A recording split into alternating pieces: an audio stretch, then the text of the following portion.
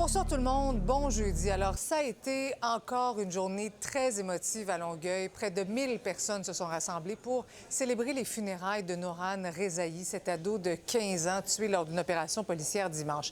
De l'émotion, oui, mais encore beaucoup de frustration et d'incompréhension. Lily Mercure. La matinée a été forte en émotion à la mosquée Jika à Brassard.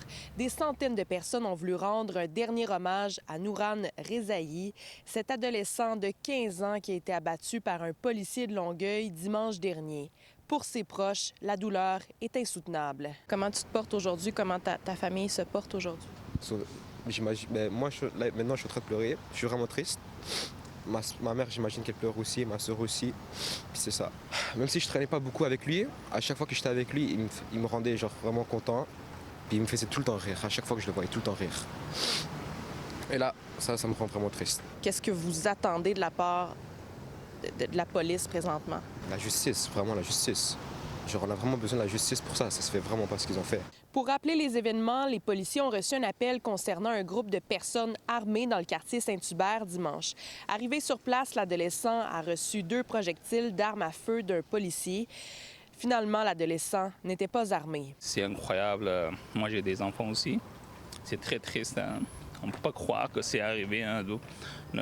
Nos jeunes en général, un jeune de Québec, pas juste un jeune de notre communauté, mais un jeune au Québec, c'est arrivé, puis c'est très triste. On veut vraiment la justice pour lui et sa famille. L'ambiance à l'intérieur, c'est sûr que c'était beaucoup de tristesse, beaucoup de chagrin. On a vu beaucoup de gens pleurer, beaucoup de larmes qui ont coulé aussi. C'est sûr qu'il était jeune.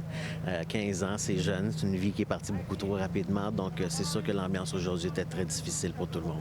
He was attending my brother's wedding the night before on Saturday. When I went to social media and I saw, and I was telling to my husband, like, I saw him. He was at the wedding, just the night before he was at the wedding.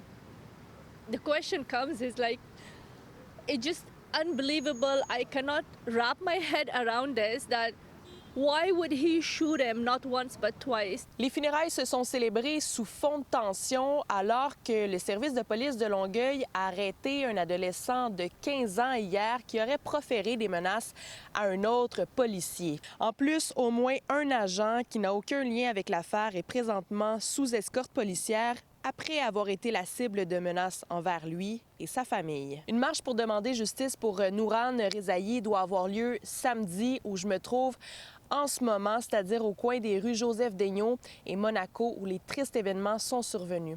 Et d'ailleurs, à la cérémonie un peu plus tôt, le père de Noran a transmis un message comme quoi il voulait que les gens qui participent à cette manifestation demeurent pacifiques.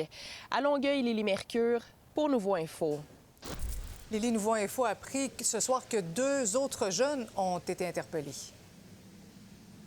Oui, en plus de l'adolescent dont je parlais, il y a 2 jeunes qui auraient été arrêtés pour avoir affiché une photo de Noran sur le terrain du poste de police de Longueuil sur le boulevard Cousineau.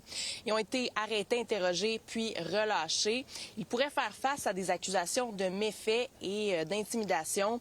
D'ailleurs, le SPAL a rappelé, a voulu lancer un appel au calme en vue de la grande manifestation, plusieurs manifestations qui se déroulent ce week-end, mais la plus grande samedi, dont le point de départ, là, je suis juste ici là, où il y a des gens qui se recueillent devant où les tristes événements sont survenus. C'est au coin du boulevard de la rue Monaco et de la rue Jacques-Daigneault. Merci, Lily.